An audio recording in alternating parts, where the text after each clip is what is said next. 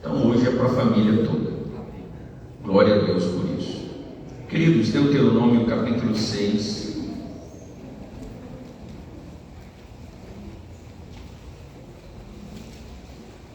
Deuteronômio, quinto livro da Bíblia.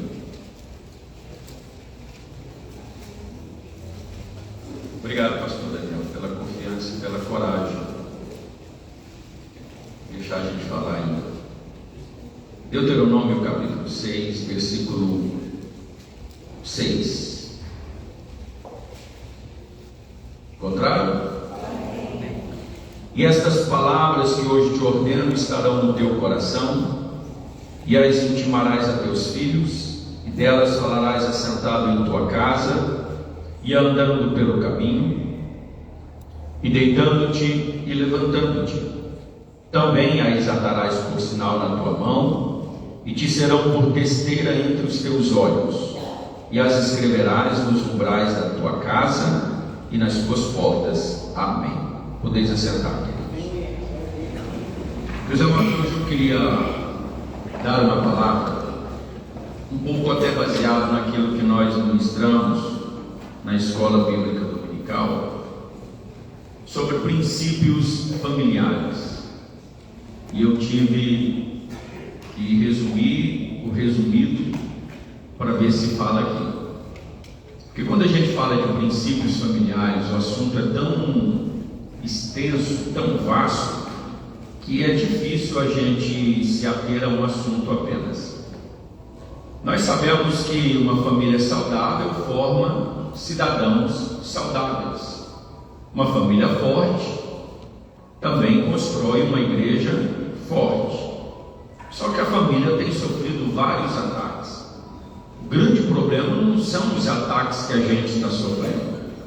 O grande problema é que a gente está sob ataque e não está percebendo os ataques que estamos sofrendo. E todo ataque à família tem um único propósito, não é destruir a família. O único propósito de se destruir as famílias é destruir o cristianismo.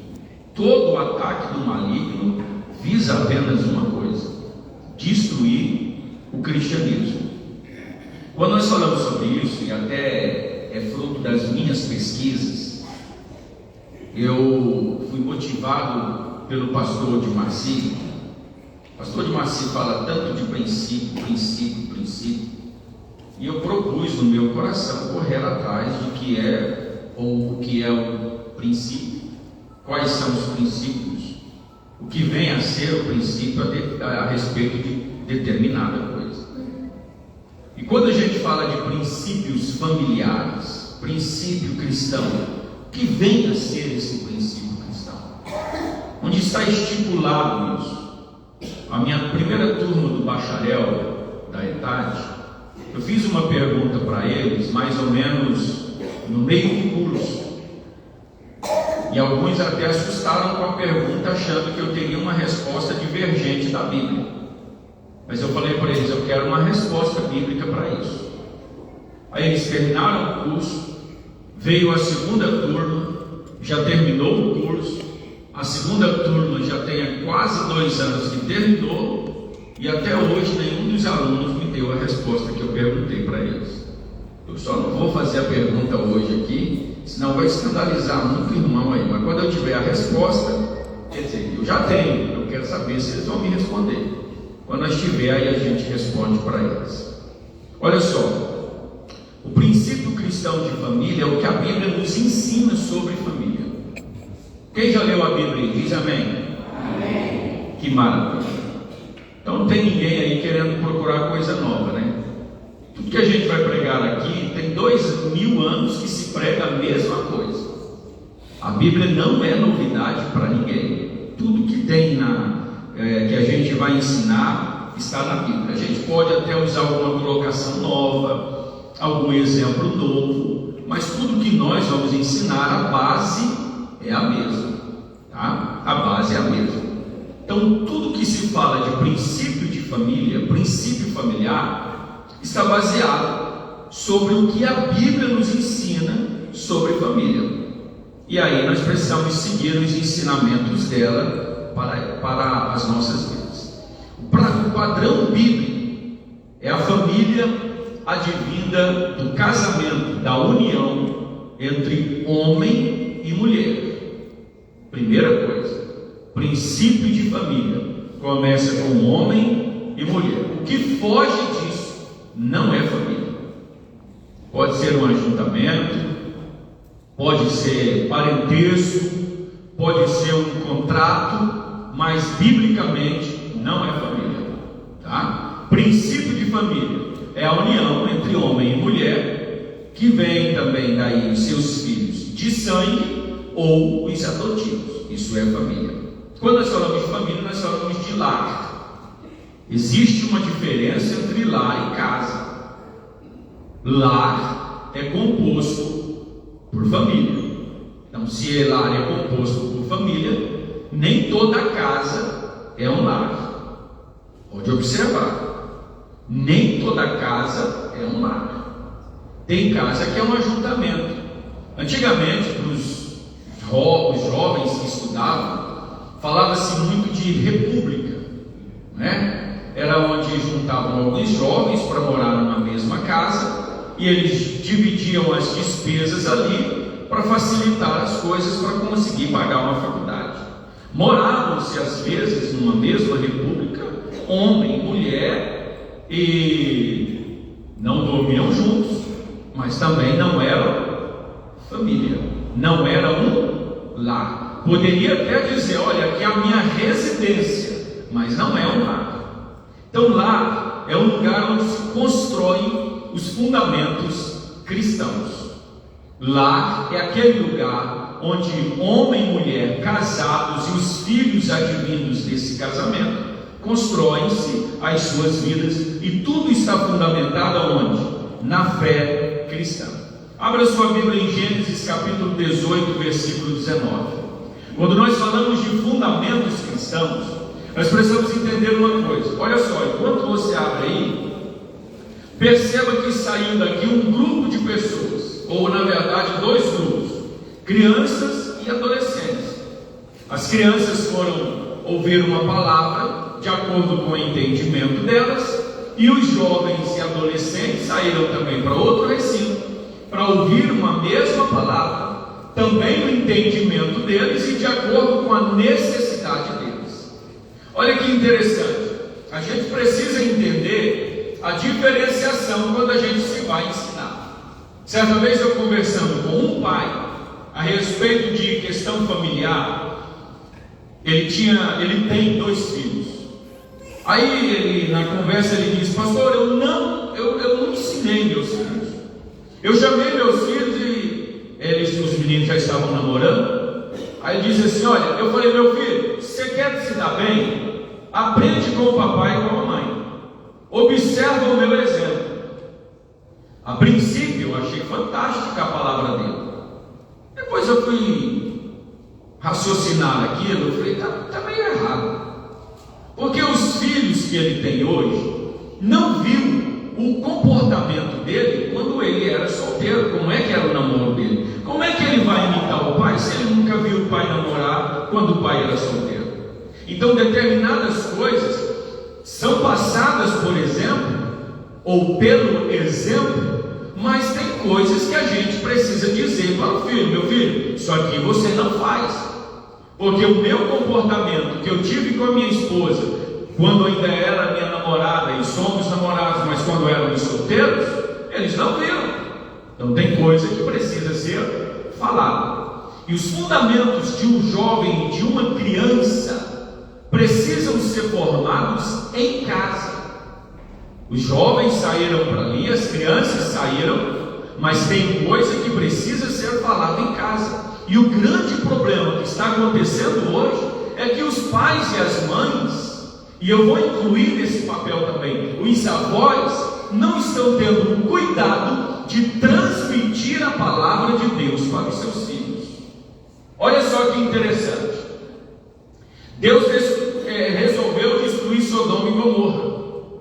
E aliás, a maldade de Sodoma e Gomorra extrapolou os limites dos municípios de Sodoma e Gomorra, e a maldade já tinha se alastrado. E veja pela Bíblia, depois você pode fazer uma leitura cuidadosa lá no livro de Gênesis, que que foram destruídas 4 cidades, e era para ser destruído 5.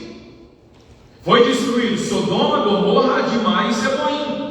E uma cidade pequena de nome Zoar só não foi destruído porque Ló decidiu não ir para a montanha e ir para a cidade de Zoar. Zoar era para ser destruída também. Quando Deus decidiu destruir a cidade de Sodoma e Gomorra, ele, a Trindade, ele disse assim: ocultaria eu a Abraão o que eu faço?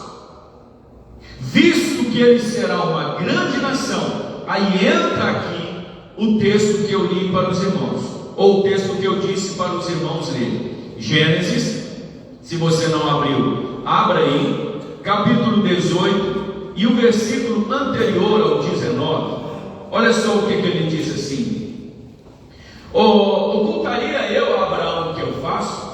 Visto que certamente virá a ser uma poderosa e grande nação, e nele serão benditas todas as famílias da terra.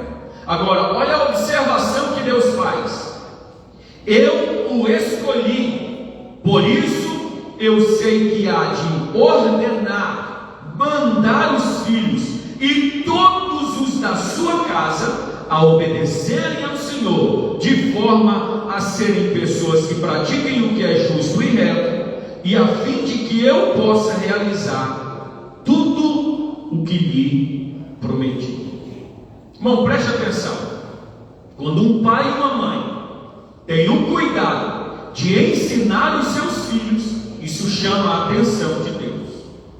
Chamou a atenção de Deus o desejo, o princípio que Abraão tinha no seu coração de ordenar os seus filhos, de ensinar os seus filhos. Lá na versão corrigida, que os irmãos têm na mão aí, diz assim: porque eu tenho conhecido que ele há de ordenar os seus filhos e a sua casa depois dele, para que guardem o mandamento do Senhor, para agirem com justiça e juízo, para que o Senhor faça vir sobre ele o que há sobre Abraão, o que acerca dele tem falado. Chamou a atenção de Deus o fato de Abraão ter o cuidado de ensinar os seus filhos. Princípio familiar, princípios cristãos, começa dentro da família. O lar é o lugar onde se constrói os fundamentos da fé cristã. Lar também é o lugar onde se constrói o governo de Deus. Preste atenção.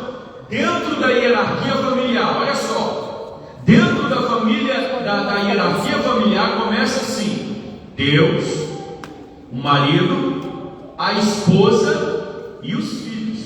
Só que muita coisa está sendo mudada hoje. O ataque à família é tão grande que já há uma resolução em forma de lei, mas ainda não é lei, é apenas uma resolução, que dentro ou na certidão de nascimento já não tem mais o nome pai e mãe. Agora é progenitor 1 e progenitor 2. E há algumas certidões que já está saindo progenitor 1, progenitor 2 e progenitor 3. Sabe por quê? Porque está se legalizando aí o tal do trisal. Porque existe o casal, que são 2. O trisal é 3, ou são 3. E aí que mora o problema. Se nós formos olhar pela Bíblia, lá é o lugar onde se constrói o governo de Deus. Deus é o cabeça, preste atenção. E os pais são autoridade sobre os filhos para gerar submissão a Deus. O que mais nós aprendemos é que o relacionamento que a gente tem com os nossos pais, invariavelmente nós vamos ter com Deus e com a igreja. Você conhece o seu filho ensinado em casa pelo comportamento que ele tem na escola, pelo comportamento que ele tem na igreja e pelo comportamento que ele tem diante da sociedade. Pode dar uma olhada. Um filho que não obedece vai em casa, não obedece o professor, não obedece o diretor. Filho que dá trabalho em casa vai dar trabalho na sociedade. Olha só como essa questão da hierarquia é tão grande e é tão séria diante de Deus. O Salmo 127 é o mais conhecido que a gente tem a respeito de família. Talvez as pessoas sabem até de cor. Quase todo encontro de família, quase toda palavra para família se lê. O que ele diz lá? Bem-aventurado o varão que teme ao Senhor e anda nos seus caminhos. Primeira coisa, para uma família ser abençoada, o cabeça tem que temer a Deus. Está na Bíblia. Bem-aventurado o varão que teme ao Senhor e anda nos seus caminhos. Primeira bênção para o homem que teme a Deus: pois comerás do trabalho das tuas mãos, feliz serás e te irá bem. Irmão, você quer ser abençoado? Busque Deus em primeiro lugar. O grande problema hoje é que nós estamos terceirizando a criação dos nossos filhos, terceirizando a educação dos nossos filhos. Haja visto que até nós já falamos muito disso na escola bíblica dominical. Irmão, creche hoje se tornou uma instituição oficial, mas não era para ser oficializada.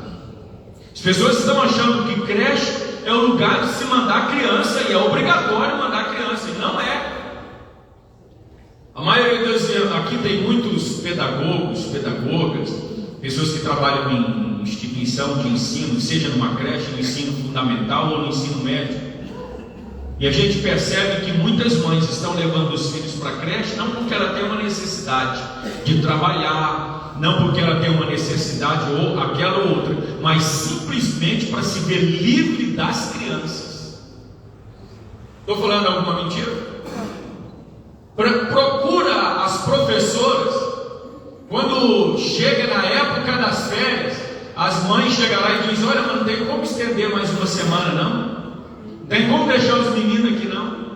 Quando começa o período das aulas, as mães ficam ávidas. Irmão, no ensino médio, no ensino fundamental, os 2 primeiros dias de aula, irmão, dá uma evasão, metade dos alunos não vai lá na creche, 100% das crianças estão lá. Pode olhar, vai lá, vai no primeiro dia de aula de uma creche, está lá os meninos tudinho. Por quê? As mães, os pais não querem cuidar dos filhos. Isso é um problema que deve ser corrigido no nosso meio. Isso é algo que às vezes nós estamos tratando como normal, mas é anormal. Irmão, uma criança de 3 anos já ser levada para uma creche, ela perde o contato com os pais. Há filhos que respeitam mais o professor do que o pai. Lá é o lugar onde se constrói o governo de Deus na família. O filho às vezes respeita mais a professora do que a mãe. A hierarquia foi quebrada, porque há uma hierarquia dentro de tudo o que Deus deixou. E é interessante que nós falamos aqui: Deus é o cabeça e os pais são autoridade sobre os filhos. Querido, nós precisamos corrigir determinadas coisas que acontecem no nosso meio. Há alguns anos, pouco mais de 10 anos, eu acho que já tem uns 20 anos, que foi promulgado o tal do ECA, Estatuto da Criança e do Adolescente. Há uns 10, 12 anos atrás, eu fiz uma pergunta aqui, eu vou perguntar de novo. Estatuto da Criança e do Adolescente. Quem já leu o Estatuto da Criança e do Adolescente aí? Levante a mão. Mais ou menos. Misericórdia, irmão, levanta a mão aí, pelo amor de Deus. Mais ou menos. Já leu? Mais ou menos eu já. Já leu, pastor? Já leu alguns dos músicos? Quantos pais e mães tem aqui, irmão? Levante a mão. Pai e mãe de jovem, adolescente. Os pais dos cabeça branca não precisam não. Só os pais. Ele está querendo levantar, né? Pode levantar a mão. Quantos vovô tem aqui? Não, vou levantar minha mão, não. Quantos vovô tem aqui? Você já leu o Estatuto da Criança e do Adolescente? Está tratando do seu neto. Irmão, eu como professor de teologia ali há 15 anos, O que chega de gente para dizer para mim, pastor, não pode disciplinar filho. Tem gente querendo pegar a Bíblia, interpretá-la erroneamente para dizer, o pai, a mãe não pode pegar na vara para disciplinar o filho. Aí você pergunta, irmão, por que não? Porque está lá no Estatuto da Criança e do Adolescente. Não, irmão, se você nunca leu, pode bater lá no professor Google, Estatuto da Criança e do Adolescente. Pode baixar, leia, que você não vai encontrar respaldo para você dizer isso. Eu fui procurar saber. Está lá no Estatuto? Não. Lá combate os excessos. Aonde é que nós encontramos respaldo para disciplinar um filho? Na Bíblia. Aonde? Na Bíblia. Na Bíblia? Aonde está escrito? Eu não sei. Provérbios 22, se não me engano, 6, por aí. Não, como é que é, irmão? Daria? Provérbios 22. Onde está isso na Bíblia? Querido, olha, abre a sua Bíblia aí. Provérbios 29, 15. Eu não vou apertar vocês não, gente, que até para mim eu tenho que anotar aqui para eu saber onde está escrito. Viu, irmão? Olha só, Provérbios 29, 15. Abra a sua Bíblia aí.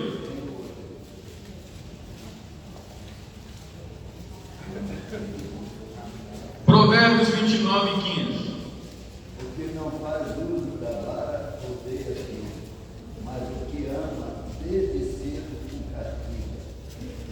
É o 13, 24. Ah, bom, parabéns. Provérbios 13, 24. O Novelino até marcou na Bíblia dele. Provérbios 13, 24. Provérbios 29, 15 diz assim: a vara da correção dá sabedoria, mas a criança entregue a si mesmo envergonha a sua mãe. Quer mais? Provérbios 23, 12. Provérbios 23, 13. Não retires a disciplina da criança, porque fustigando-a com a vara, nem por isso morrerá. Tu a fustigarás com a vara e livrarás a sua alma. Numa das versões vai dizer assim: da sepultura. Está aí, né? Da sepultura. Tu a fustigarás com a vara. Aí eu já vi pessoas dizer: não, pastor, quando a Bíblia diz assim, tu a fustigarás com a vara aqui é a Bíblia. Espera aí, querido. Primeira coisa para nós entendermos a Bíblia. A primeira linguagem da Bíblia, a Bíblia tem 3 linguagens: literal, figurada e simbólica. Mas a primeira linguagem da Bíblia é literal. O que Salomão escreveu aqui, não foi ele estava falando de uma figura de linguagem, não. Ele estava falando de coisa literal. Você sabe o que é vara, irmão? É um pedaço de árvore fininho, que algumas mães ainda arrancavam as folhas. Folha de vara de goiabeira, de amora. Como é que era, Abimael? Aquela que a mamãe sempre falava para nós? Fedegoso. Como é que é? Fedegoso. Fedegoso, eu não sei nem o que é isso. Só sei que eu apanhava com 3 vezes. É uma vara. Fedegoso. É que é? Ontem eu estava ministrando ali na aula do Sentadeiros. É pra você escrever? Olha só. Aí eu falei sobre isso aqui. Aí um irmão falou assim: pastor, se fizer isso aí, a criança entra em depressão. Eu falei: negativo. Se fizer isso aí, cura a depressão da criança. Procura os psicólogos aí. Procura os terapeutas. Uma grande parte das nossas crianças estão entrando em depressão porque elas não sabem o que é limite, não sabem o que são regras. Se tem uma coisa que ajuda a amadurecer uma criança, sabe o que é? Tédio.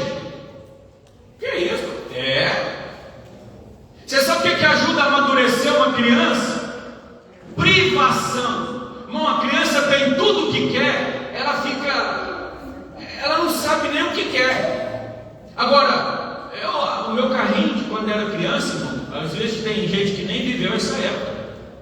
Eu era pequenininho naquela época, eu lembro. O carrinho que eu fazia, mas com lata de óleo. Nós fazia lata de óleo e saia puxando aquele trem lá. Hoje os meninos têm carrinho, controle remoto, avião, drone, e não sabe mais o que quer. Tudo que ele quer, o pai e a mãe dá.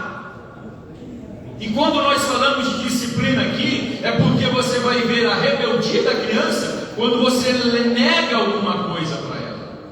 Agora vamos para frente. Nós estamos falando de construir governo. A criança precisa saber que o pai é quem manda em casa, que a mãe é quem ordena a casa. Hoje nós estamos olhando, irmão, tem pai achando que é a criança que manda em casa. Querido, nós precisamos voltar para a palavra de Deus. O lar é um lugar onde os princípios bíblicos são plantados no coração da criança. Quem lê a Bíblia com os filhos aqui? Ou quem já leu a Bíblia com os filhos aqui? Por que você acha que quem tem que ensinar a Bíblia para os seus filhos é as professoras da escola dominical? Por que você acha que quem tem que ensinar a Bíblia para os seus filhos é a escola dominical, é o curso de teologia? Eu fui para um curso de teologia, para um seminário no ano 2000. E fiquei lá de 2000 a 2003. Quando eu me formei, eu fiz um apanhado de tudo que eu aprendi, fiz uma análise do que eu tinha feito lá, do que eu tinha visto. E você sabe o que eu descobri?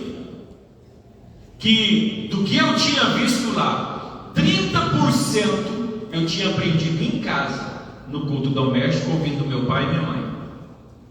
E 70% de tudo que eu aprendi lá, eu tinha aprendido na escola bíblica dominical. Sabe por quê? Porque meu pai nunca veio para uma escola dominical para deixar nós dormindo em casa. Nunca. Não tinha essa regra lá em casa. Podia errar outra coisa.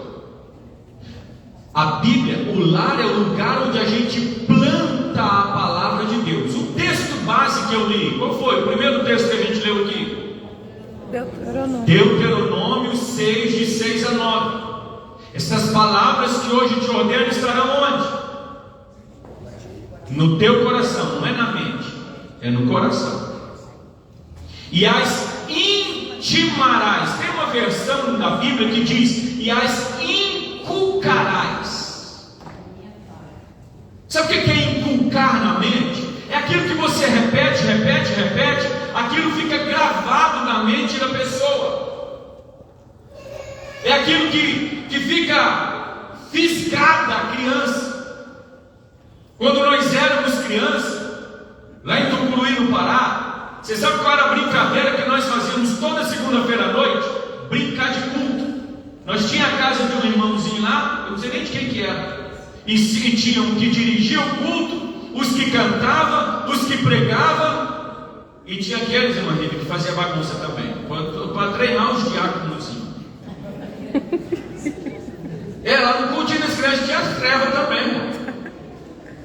O culto nosso, a brincadeira nossa era essa. Aí a Bíblia diz assim: estas palavras estarão no teu coração e as inculcarás nos teus filhos, e delas falarás como? Assentado em tua casa. Irmão, senta com os teus filhos e lê a Bíblia. Irmão, ensino para filho não se resume a Provérbios 22:6. A gente só vive repetindo Provérbios 22:6. Irmão, a Bíblia tem 31 mil versículos. Não é só esse não. Lê a Bíblia com o seu filho. Pastor, ele entende? Entende. Começa a ler a Bíblia para o teu filho. Começa a ler a Bíblia junto com o seu filho. Pastor, minha leitura é pouca. Irmão, começa a ler com ele. Desde Gênesis. Quando você chegar em Apocalipse, a tua leitura melhorou 70%. Sério, você vai aprender a ler a Bíblia com a Bíblia. Leia a Bíblia.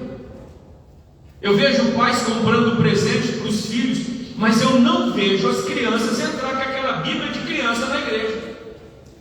Compra tudo para o filho, mas não compra uma Bíblia. Tem criança aqui no nosso meio? Levante a mão. Deixa eu fazer uma pergunta aqui. Não se ofenda não, mas deixa eu te fazer uma pergunta aqui. Quem gostaria que a sua filha fosse uma prostituta? Levante a mão. Quem gostaria que o seu filho fosse um bandido, um matador? Levante a mão. Sabe o que vai evitar os teus filhos irem para um caminho que você não quer que ele vá? Leva a Bíblia para ele. Amém. Traz Deus para dentro da sua casa. Ensina a palavra de Deus para os teus filhos. Compra a Bíblia para os teus filhos. Chegou uma pergunta aqui para mim. Eu não ia falar sobre isso, mas já que a irmã pediu para falar, que nós estamos falando de ensinar princípios bíblicos, e eu não vou falar nem metade do que eu propus aqui falar, mas eu vou falar o que precisa falar. É onde os princípios bíblicos são plantados no coração de uma criança. Observe como que é o andar do teu filho. Observe qual o caminho que ele está seguindo. Observe a resposta, o que a gente chama de feedback. Qual que é o retorno que os teus filhos estão te dando? Observe quais são as amizades dele. Observe o que ele anda assistindo. Observe o que ele anda lendo. Observe o que ele anda aprendendo.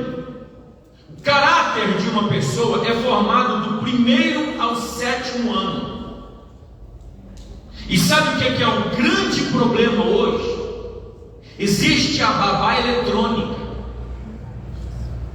Isso aqui tem destruído famílias.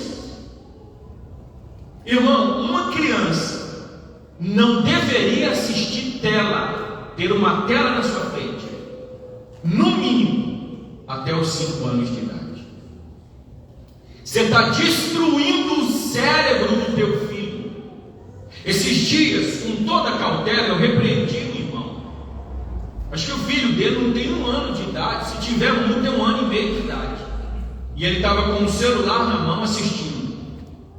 Eu chamei ele e falei: meu filho, em nome de Jesus, tira a tela do seu filho. Isso vai destruir o seu filho. Ele olhou para mim, falou, e ele é muito humilde.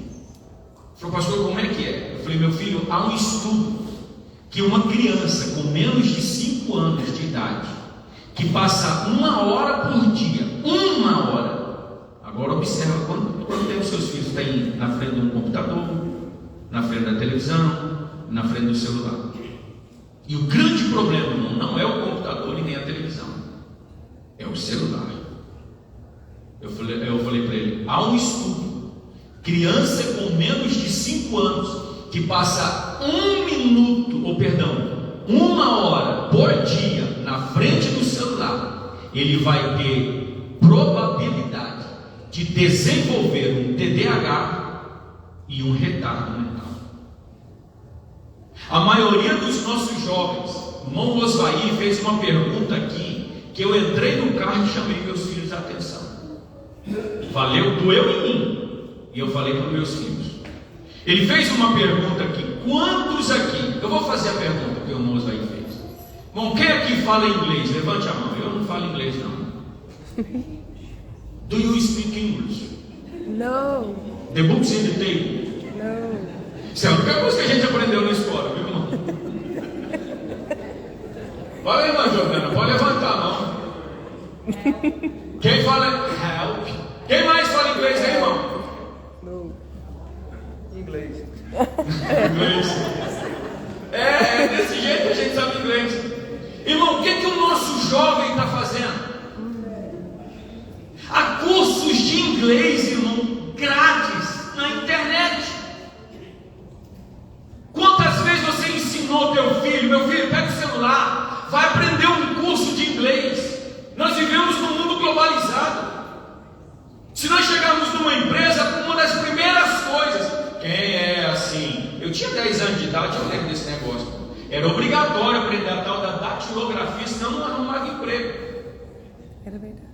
Era ou não era, irmão Zé Osmar? Se o rapaz não soubesse datilografar, não é não, pastor?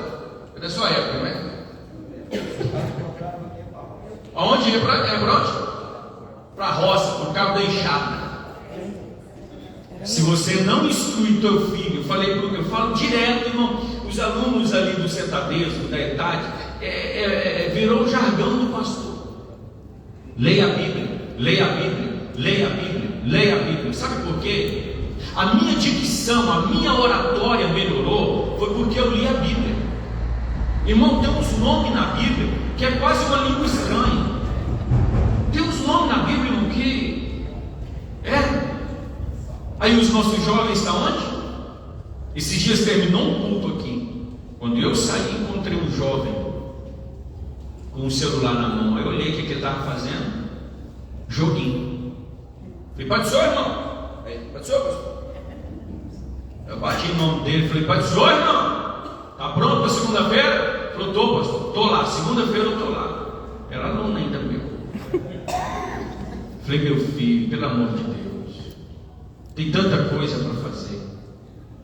Pais e mães, irmã, em nome de Jesus, irmão, em nome de Jesus, eu vou falar para vocês o que eu aprendi, eu vou terminar aqui. Eu aprendi, se um dos exemplos maiores sobre criar filhos, sobre ordenar a casa, eu aprendi com um homem chamado Manoá. Você sabe quem foi Manoá? Quem sabe, levante a mão. Pai de Sansão. Sansão todo mundo sabe. A mulher de Sansão era estéril, não tinha filho. Aí chega um anjo para Manoá e diz, olha, a tua mulher vai conceber e ela terá um filho, e ele será nazireu de Deus desde o ventre da mãe, não beberá bebida forte, não tocará em morto, e também não comerá e não cortará o cabelo. Aí ele chega todo alegre em casa e fala, mulher, veio um anjo de Deus e falou que você vai engravidar, e é de Deus, e o menino é nazireu, e tem uns negócios que o menino não pode fazer. Aí ela falou, meu bem, então vamos orar.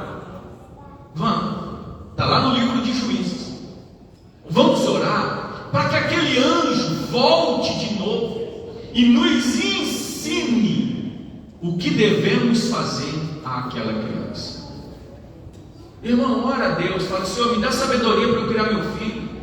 Senhor, me mostra o que eu estou fazendo de errado, o que eu estou permitindo errado dentro da minha casa, o que eu estou permitindo de errado para os meus filhos. Isso aqui são princípios familiares.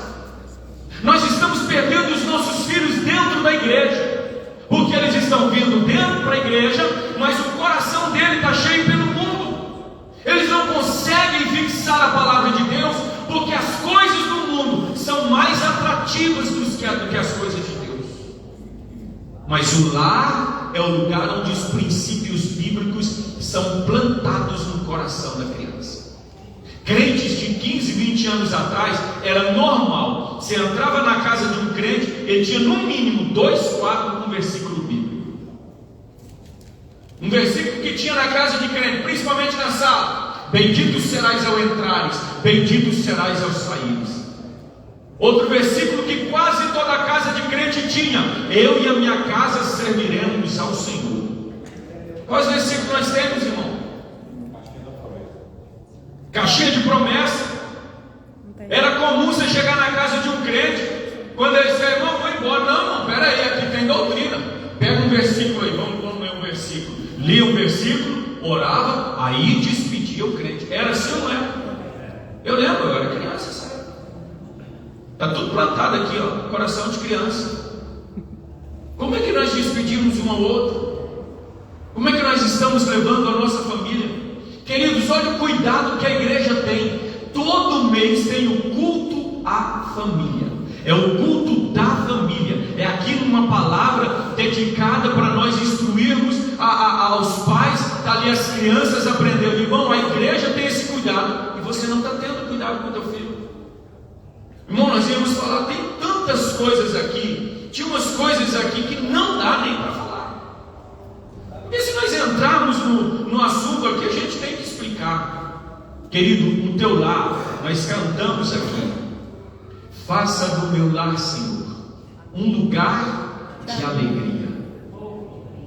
Faça do meu lar, Senhor, cheio de paz e de alegria e harmonia. Irmão, só vai ter paz e harmonia se Deus estiver dentro do lar. Só vai ter paz e harmonia. Toda oração que eu faço lá em casa, eu faço: Senhor, me dá a tua paz. Senhor, me dá a tua paz. Senhor, me dá a tua graça e a tua paz. Sabe por quê, irmão? A paz só vem quando Deus está. Se Deus trouxer a paz sobre a minha casa, é porque Ele está vindo à minha casa. Me dá a tua paz. Irmão, há lares turbulentos, há lares tribulosos, há lares que é cheio de treva, há lar que de noite tem pai e mãe que não pode desligar a luz, senão o filho não dorme. O que é isso, irmão? Perturbação maligna. De onde vem a perturbação maligna? De onde a gente abre as portas. Irmão, só entra dentro da tua casa o que você permite. Só entra dentro da nossa casa o que nós permitimos. E quantas vezes, até inconscientemente, nós estamos permitindo coisas dentro da nossa casa que está perturbando a paz, a harmonia e a graça de Deus dentro da nossa casa. Começa a levar a Bíblia para a tua casa. Começa hoje. Lembra que há 3 meses atrás eu preguei aqui na ceia? Aí eu fiz um desafio para os irmãos. Vocês lembram? Qual que era o desafio? Qual que era o desafio? 10 minutos de leitura bíblica, 10 minutos de oração e, se possível, um cântico. Foi isso ou não foi? Quantos fizeram isso? Levante a mão. Olha que maravilha. Irmão, você quer trazer a bênção de Deus para a tua casa? Traz os princípios de Deus para dentro da tua família. Observe o que é um lar cristão. Observe o que Deus pode fazer através de uma família restaurada. Observe o que Deus pode fazer na igreja, quando o pai, mãe e os filhos chegam à casa do Senhor para adorar o nome de Deus. Invista na educação espiritual dos seus filhos. Invista na oração sobre os teus filhos. Ponha regras sobre a sua família. Só entra na tua casa o que você permite. Seus filhos só terão atitudes que você permitir. Ah, meu filho está fazendo isso, eu não gosto disso. Você está permitindo. Conduta permitida é conduta ensinada. Tem coisas que eu não digo: meu filho, faz. Mas porque ele vê eu fazer, ele faz. Segundo, quando ele faz e eu não corrijo, ele diz: papai deixou, mamãe deixou, papai aprovou, mamãe aprovou, porque ninguém corrigiu. Conduta permitida é conduta ensinada. Ah, queridos, quem dera eu tivesse aqui 2 horas para falar, eu falaria 3. Quem dera nós tivéssemos mais tempo para aprender. Sabe por quê? A destruição da igreja está começando dentro da nossa casa. A gente não consegue orar, a gente não consegue ler a Bíblia, a gente não consegue se reunir para adorar a Deus, e a gente fala de um princípio bíblico familiar importantíssimo, e você começa por aí. Resgate o lugar da mesa na tua casa. Resgate a sentar-se à mesa para comer. Sabe o que é isso? Aprenda a olhar para a tua esposa, aprenda a olhar para o teu marido, aprenda a olhar para o teu filho, porque um professor conhece a classe que tem, um pastor conhece a igreja que tem. Eu falo por conhecimento de causa. Na minha sala, quando chega um aluno que ele não está bem, pelo olhar dele, pelas atitudes, eu sei que ele não está bem. Se você sentar à mesa com o teu filho, com a tua filha, você vai saber se ele está bem ou não está. E você vai chegar e falar: meu filho, o que está acontecendo? Pode ser que na hora ele não vai falar, mas você vai falar: Senhor, revela para mim. Deus vai revelar o coração do pai e o coração da mãe, e você vai conseguir salvar os teus filhos. Deixa eu te dizer uma coisa: você vai voltar para a tua casa hoje, mas uma coisa aconteceu nessa noite que talvez pouca gente está sabendo. Mas nós enfurecemos Satanás nessa palavra. Quando você chegar na tua casa, já tem uma cilada preparada para destruir a harmonia do lar, já tem uma cilada preparada para roubar a tua paz, para roubar a tua família. Mas nessa noite, na oração final, nós vamos pedir a cobertura do Espírito Santo sobre a nossa Glória a casa, Deus. sobre a nossa família. Aleluia. O propósito que há no teu coração, Deus há de cumprir. Senhor, eu vou chamar minha família, eu vou orar com os meus filhos, eu vou orar com a minha esposa, eu vou orar com o meu esposo, eu vou orar dentro de casa, e o diabo não reinará aqui, mas o Senhor põe o teu trono dentro da minha casa, e mal nenhum vai acampar sobre a nossa família. Amém. Você Glória a recebe essa palavra? Aleluia. Que Deus em Cristo te abençoe, em nome de Jesus. Glória a Deus.